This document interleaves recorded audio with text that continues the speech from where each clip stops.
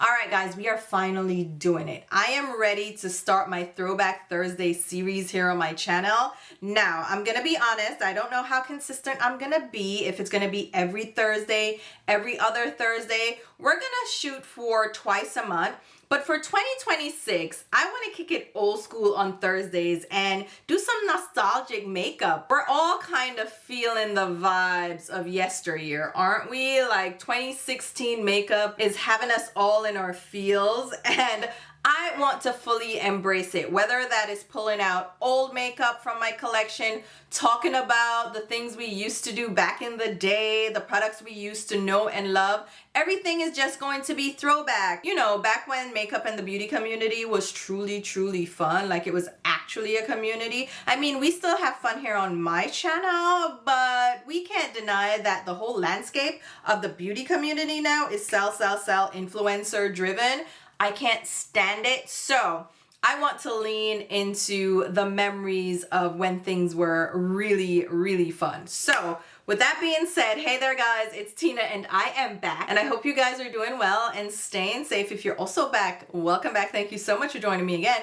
But if you're new and maybe you like what you see, please consider subscribing. We have tons of fun on this channel, like I said, talking all about makeup and all things beauty. So if that sounds interesting to you, please stick around, hit the subscribe button, and stay tuned for upcoming videos.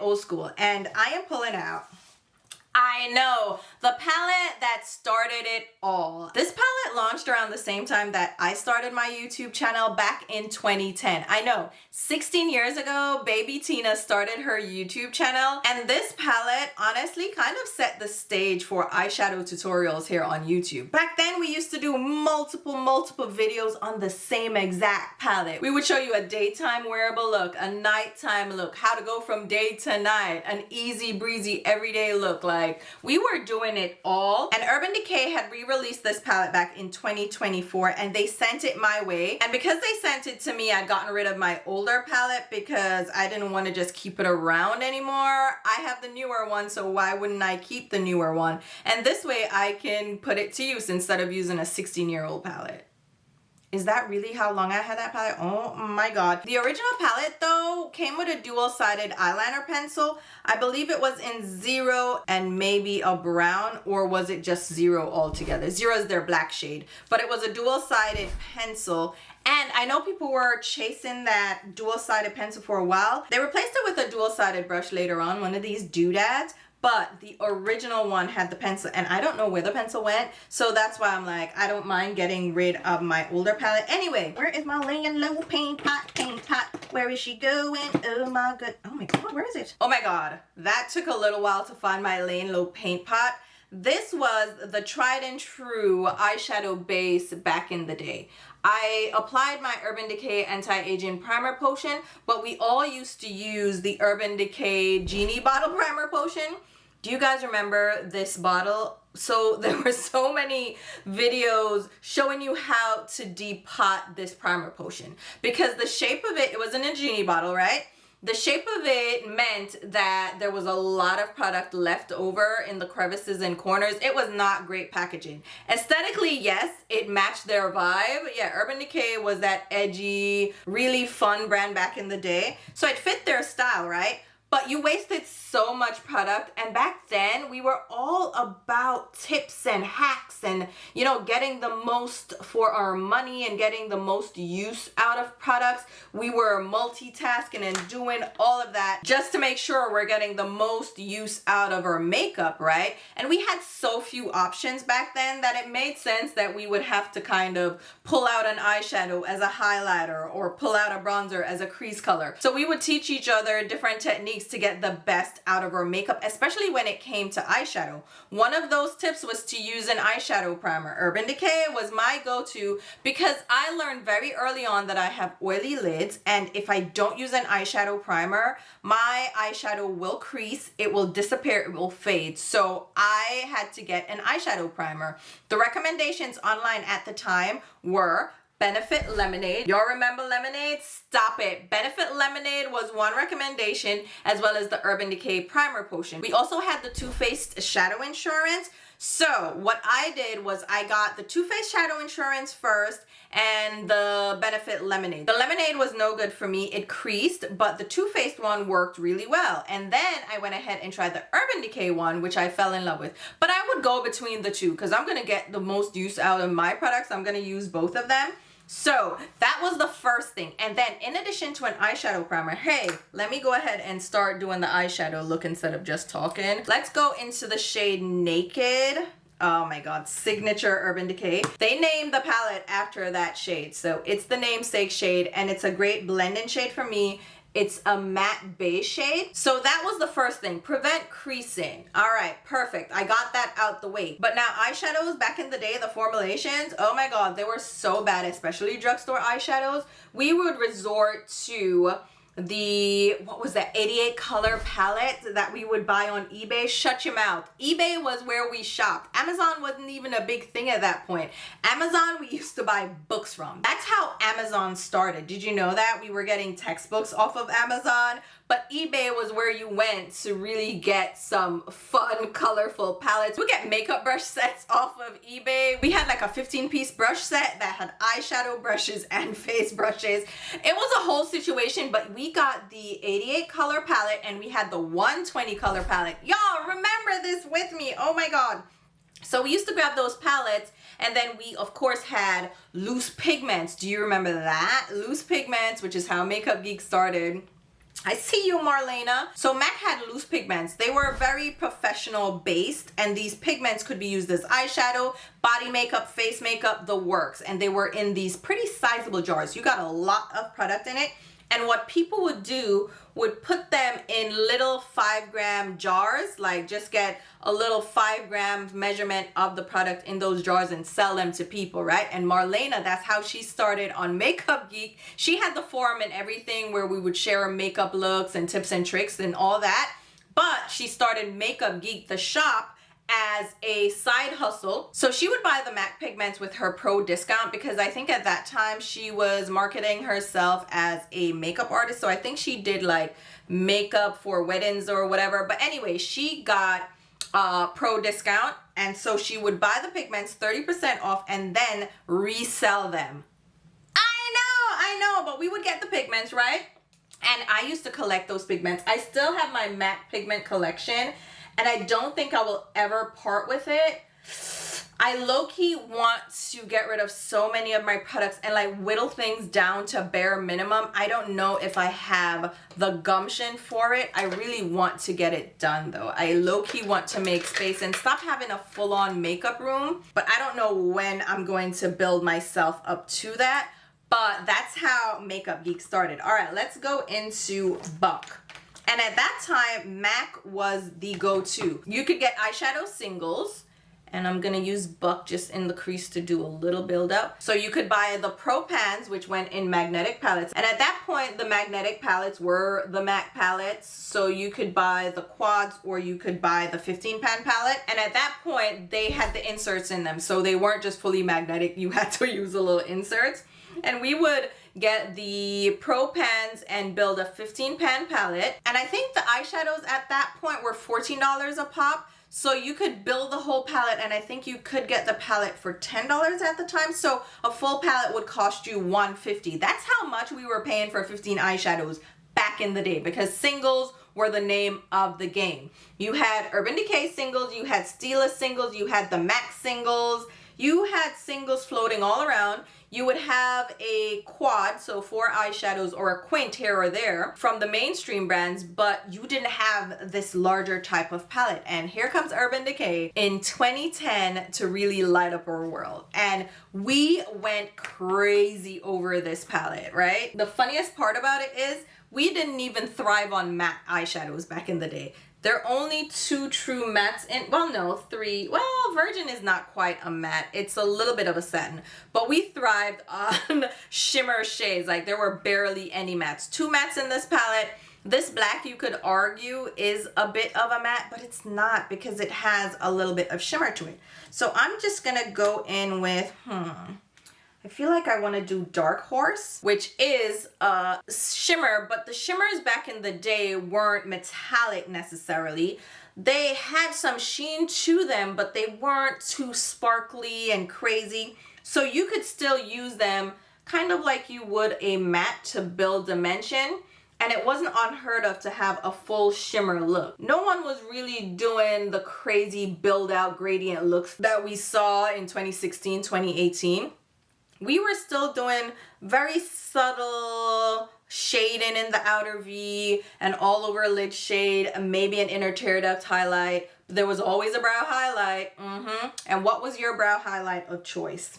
Tell me, because mine was Rice Paper from MAC. Stop it. I tell you that MAC was really doing it. This is like a really pretty easy look that I would have gone out with. This would have been no issue. All right, let's see. Should we do, I feel like I want to do Smog and Half Baked. Let's do Smog on the outer V first. And I'm just going to use the brush in the palette. This brush is not going to do what I need it to do. So, you know what? No, it will. Let me grab my makeup setting spray here. We used to use Fix Plus because that's what we had, right? And then we had the Mayron. It was the mix-in medium, right? So we learned about mix-in mediums from the MAC makeup artist because that's what we would use with the pigments, because the pigments on their own were just loose powder, you know, and you needed something to make them stick. And you could use them as liner, you could dampen them, make a liner, use them as eyeshadow, like I said, use them on the face. You could mix them with different things. And MAC, I believe, maybe had a mix-in medium. I think they did.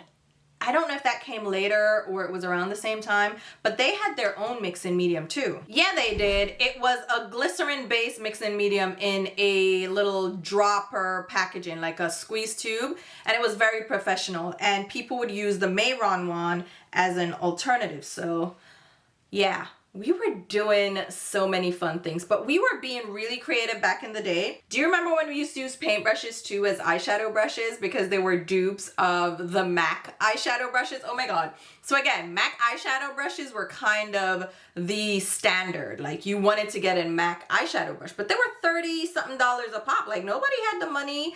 No, like we're not trying to do that. We were broke college students. I wasn't a college student at that point though. I was already working. I was out of college, like I was already like full on working, but I got into makeup late, right? So low Carnell, how do you pronounce that? It's not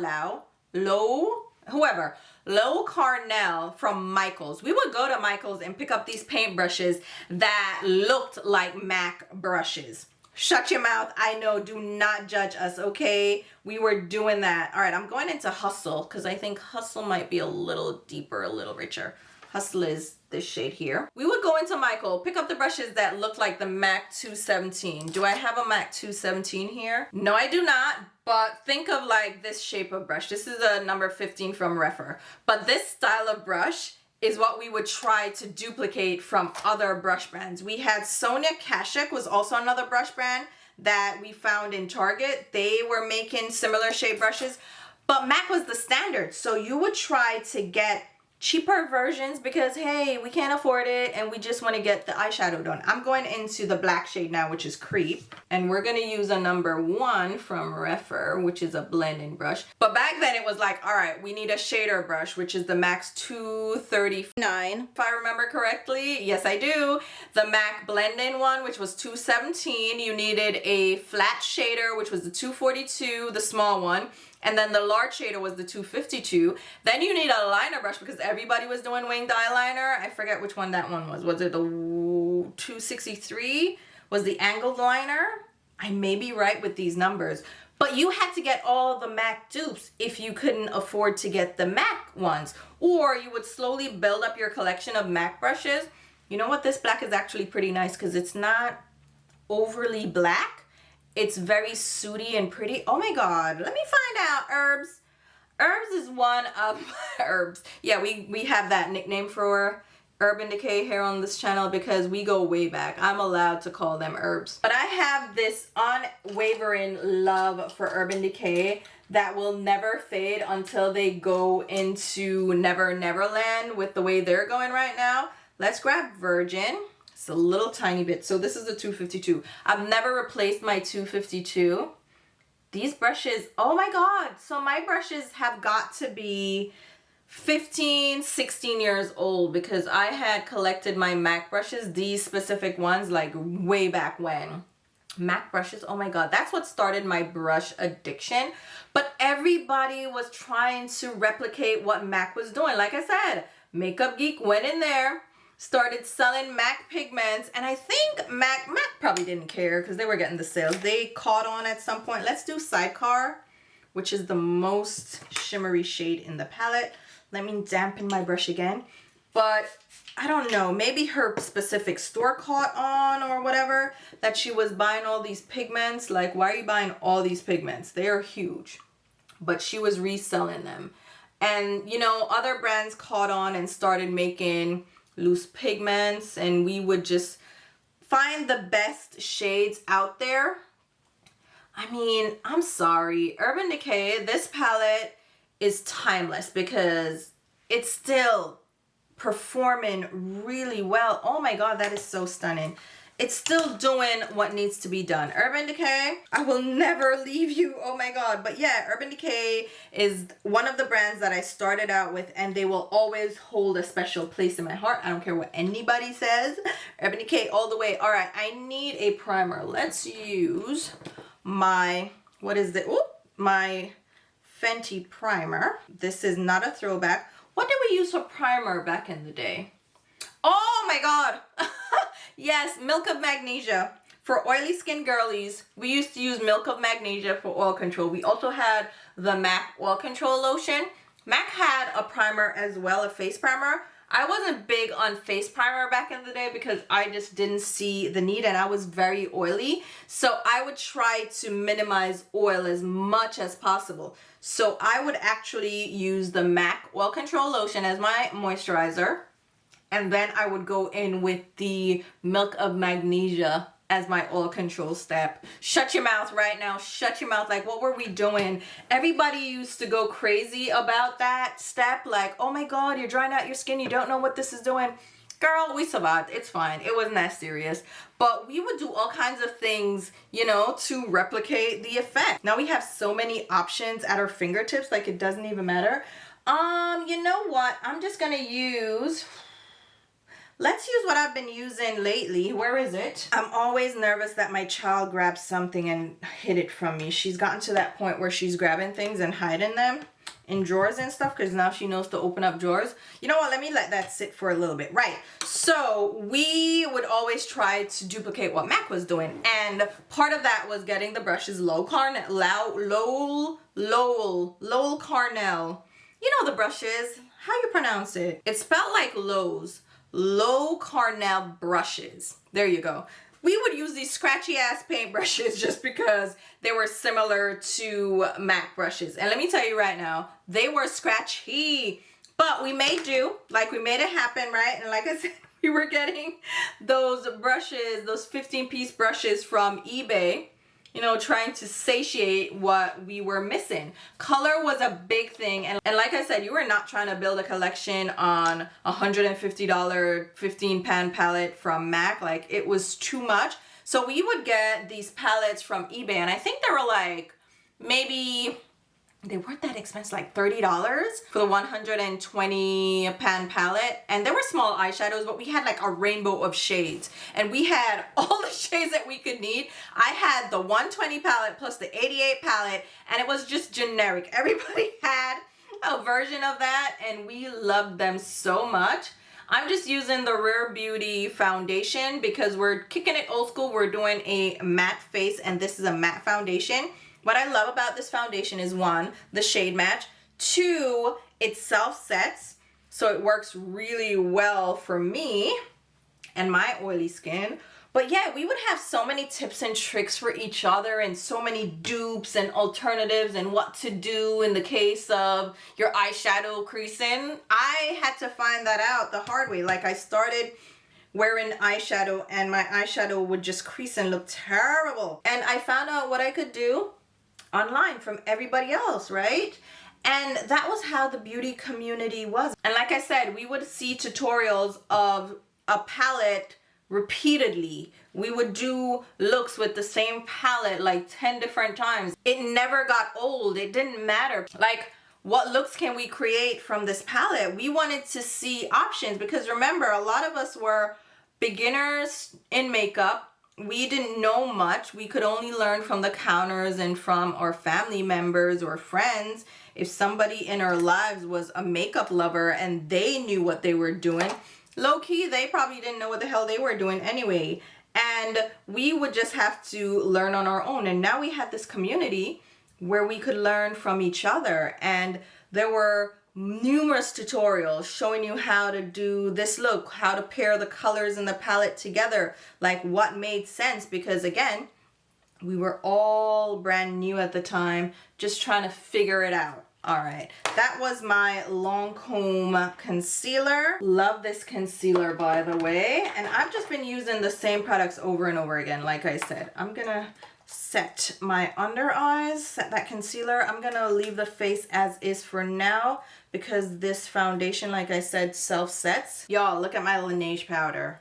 The first time I squeezed this on camera when I did the up close, the up close B-roll of the powder, it went flying out. I didn't see the little mesh part of the overlay, like the the little skin here that looks green. I thought the powder was green. I'm like, what the hell is this powder? It's like a mesh, but instead of being the regular mesh that we're used to, they use like a silicone with slits in it, but it's multiple slits, but they're almost invisible to the eye, so you can't really tell where they are. So it went flying everywhere and everybody was laughing at me because it was really like a jump scare. All right, let's go in with mascara. The one that I've been loving and using for years at this point is the Huda Beauty One Coat Wow. So yeah, MAC was kind of the leader. Urban Decay came along with this palette and started it all for us. That's when palettes started to slowly trickle in. Because originally, like I said, we had quads and brands thought that was all that consumers were really interested in, right? You wanted two options as a lid color. So they'll put two shimmers in and then two mattes if you're lucky. And you could build a look around that quad or even a quint if they really wanted to get fancy with it, right? But 12 pans in an eyeshadow palette, Urban Decay was thinking outside of what everybody was used to seeing. They said, no, we're gonna give you 12 eyeshadows in one palette. We're gonna give you different options so you can mix it up. You can do a warmer shade. You have different crease shades that you can use. You have deeper shades that you can do a smoky eye with. And I'm telling you, that paid off for them because Naked became their signature go-to line. We had the Naked 2, the Naked 3, the Naked Basics, the Naked Heat, like all their Naked palettes. And then of course they had the Vice palettes during the holiday. That's how spaced out palette releases were. We had one palette during the year, maybe, and then we had a holiday release. And everybody was clamoring to get those palettes when they launched. Launches were really something special. They were an event. We would wait up for the launches. I would go and join a line for the launches. Like, this is how fun makeup used to be. The MAC launches, I would be lined up at the MAC store for their holiday releases, or if they had a collaboration or whatever. Their special launches were so few and far between that they were special for real. So you would line up, gearing up to get the newest highlighter, the newest pigment, the newest lip color, the newest lip gloss. Oh my God. All right, let's do a bit of eyeliner now. I'm just gonna use my tried and true. But back in the day, again, MAC is what we used to use. Black Track? Y'all remember Black Track? Oh my God. Now, I would do a winged eyeliner to really set it off old school. But girl, I am not, I don't even think I have a, do I do I want to do, no, we're gonna make it old school, but still a little bit new school, all right? We're gonna bring it kind of to what Tina loves to do right now. Let's do a little bit of bronzer. So I didn't used to wear bronzer back in the day, believe it or not. Bronzers were very orange and very light, so they really didn't have shades for my complexion. MAC always, though, had options for different skin tones, but I just never did bronzer because to me it's like I'm tan already, like I'm dark tan. Why do I need bronzer? Like that's for white girls. Like no, for real though. I really was like just like self tanner. Like I know there's some black girls that do self tan, and I'm not talking about light skinned black girls. I'm not talking about really fair black girls, right? We're talking about black girls that are my complexion or deeper that still do self tan. I know.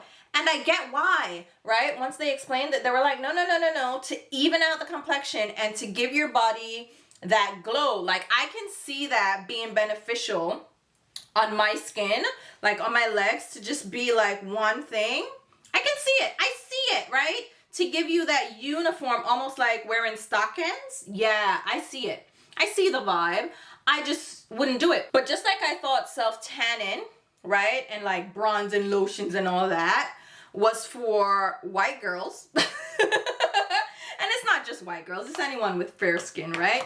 I also thought that bronzer was for white girls. So I never used to wear bronzer. And to be fair, back in the day, those shades that they were making were for white girls. Okay, that was not for us, except from MAC.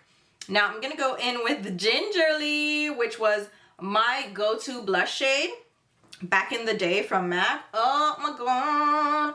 Still my same Gingerly. Look, I haven't even hit pan, but I have a dip. I have a little indent in it. But, oh my god. I miss back in the day, man. I would literally leave work during my lunch break to go to MAC to grab the collections. And sometimes the collections were so limited that they were only available at certain stores. So I would have to go to a mall that was like maybe 45 minutes away or 35 minutes away. Like, wow, I couldn't wait like till after work to go and get it. So I would use my lunch break and speed to a certain mall to get the product. Yeah. And it was crazy. And we used to do full strip lashes. I mean, that's not really old school, but we used to do, what were those? The MAC 35s? Were they the 35s? I think so. Those lashes, oh my god. When I got my makeup done for my friend's birthday, which is what really initiated my love of makeup and started my journey, she had her, was it her 21st birthday? And I went to MAC with her to get our makeup done for the night, which is what you used to do. You used to go to the MAC counter and get your makeup done. So I had a smoky eye. If I find pictures, I will post them up. Guys, shut your mouth. I was so bony. Oh my god. I mean, I need to lose some weight now because I put all the weight back on before I had my kid. Like that weight that made me feel very uncomfortable in my body. And not how I look, but how I feel. Like I am out of breath a lot. And I work from home, so I'm sitting at my desk all day. I'm not getting a lot of physical activity. And my body has changed and hormones and all that. So I put on the weight, girl. But back then, I was so bony. Y'all, but I was cute though. I had a whole smoky eye. These are from LYS. It's their uplifted, pre-glued, beginner-friendly lash clusters. Lashes back in the day were not beginner-friendly, girl. And what style is this? Then miss, what is style there? Flirtatious. Oh my god. It's right there on the packaging, girl. But yeah, that's what started my love of makeup and got me really into wearing eyeshadow and doing my brows is where I really started, because he used the MAC brow pencil in, oh my god, spiked. We're gonna throw it back with an old school term. My brows were on fleek, okay? And I was instantly in love. The mascara I got, the brow pencil I got, because you had to pay like $100 or whatever it was in products. So you purchase products to get your makeup done. So, but you had to make a minimum purchase. So I got brow pencil, I got the Studio Fix foundation, I got the blot powder, and I think that was it at the time. And then I'd gone back and gotten the oil control lotion and all that. My collection slowly and steadily grew from there. You know what? I lie. It didn't grow slowly. I fell in face first. My collection has always been big. I've never had a minimal makeup collection. I never had that one little kabuki or the one little travel case, or you know what I'm saying? Like the makeup bag. No, my collection went to no, I need a rolling cart right away because I want everything. I really went head first into it. And I haven't looked back. Now, this looks stunning, all matte, stunning, gorgeous. Let's get a lip. Let me bring out a couple of lip liners to do this lip. So we're gonna do a 90s brown lip. This lip pencil is from Morphe. It's one of the color pencils in the shade Trendsetter. And it's just a dark brown that works really well with my complexion. It's like a warmer chocolatey brown. This is not a new thing, all right? Even though they may want to make it seem that way, but we used to use dark lip liner all the time. It was especially a black girl thing, and sometimes we used to use a full-on black eyeliner just to get that dark outline. It didn't matter. We were doing whatever it took to get the look we were going for, but we used to do that dark brown lip, and I love the look. Okay, I've always loved the look of a chocolate brown. I used to chase a chocolate brown lip for the longest because there was one girl that I saw back in the day in Jamaica. This was Jamaica. I went to the mall and she tried on a brown lipstick and it looks very similar to this shade. And she was so pretty and I was so enamored. I was just like, oh, I wish I looked like her. She looks so edgy and cool in that lip color. And I don't even think she ended up buying that lip color. I don't know like how they allowed her to try it on in the store. That was weird.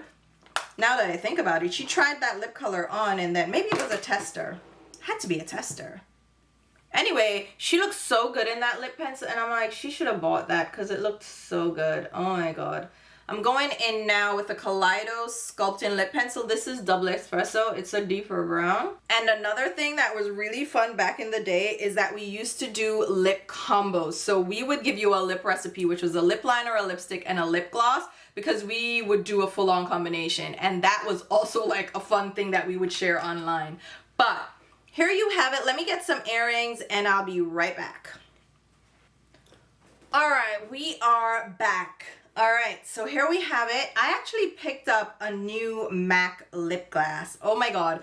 I used to get told, and it was a couple of times, somebody corrected me, right?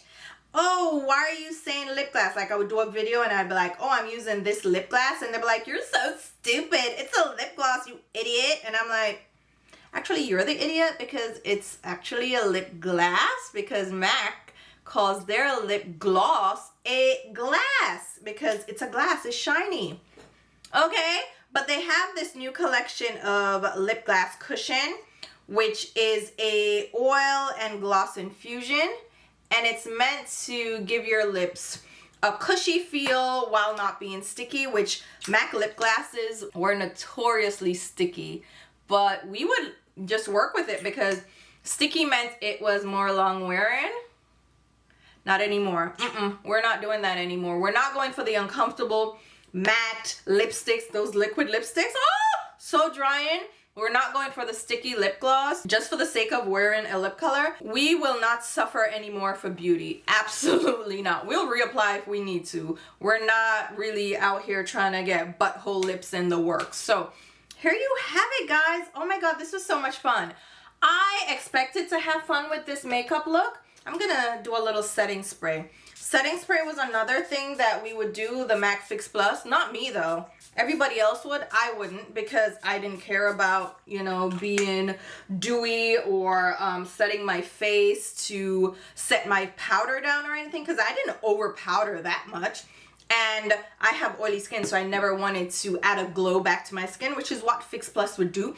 People would even use hairspray. Like, what were we thinking? There was Kryolan. I know Kryolan, maybe Mayron had a setting spray for stage makeup, But that's what we used to do. We used to go to the professional brands, okay, stage makeup. We were using all the things. Anything that was at our disposal is what we would resort to because we were fresh and the products were few and far between. Now we have an abundance of everything we could possibly need. Things that we definitely don't need because they're added steps that make no sense anymore. But girl, we had a blast back in the day and I had a blast doing this makeup. Look at my eyeshadow. Look at this. I mean, shut your face. I would be all up in the camera like this too, showing you my eyeshadow. Like, oh my god, like we would really be doing the most. All right, my light is kind of bright, but yeah, we had so much fun with makeup, guys. I am telling you right now, I miss those days and I'm happy to reminisce with these Throwback Thursday videos. We'll have more throwback stories like this, talking about the history of makeup and products that we used to know and love, and do a fun makeup look because why not? We can even do like a throwback cut crease. Wouldn't that be fun? You guys let me know what you want to see, if there's anything. I have a few ideas, so those will be upcoming. But here you have it. This is the first Throwback Thursday video and I am loving it. Oh, I didn't even tell you the lipstick. I needed to tell you that. It's from Westman Atelier. It is the shade Rue and is a lip suede matte lipstick. Stunning, perfect like 90s brown. Ugh, and my top like, what? And gingerly, never disappoints. Overall, loving this look. Let me know if you picked up the Naked original palette when they relaunched it in 2024.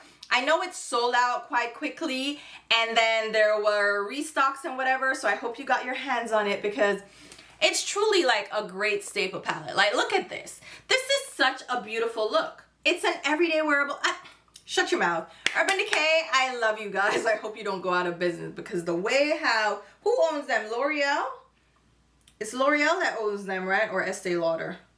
Whoever owns them right now is not doing a great job, and I think they're going the way of Smashbox and Becca. Smashbox not completely out right now, but I feel like they're one of the OG brands that may be being phased out, and I don't love that for them because, I mean, they had great products and they still do. I mean, they have had some duds here or there, but I'm still rooting for them. Let me know what you guys think about the look and let me know your favorite makeup memory from back in the day. And until my next video, which will be very soon, I'll talk to you. Bye, guys.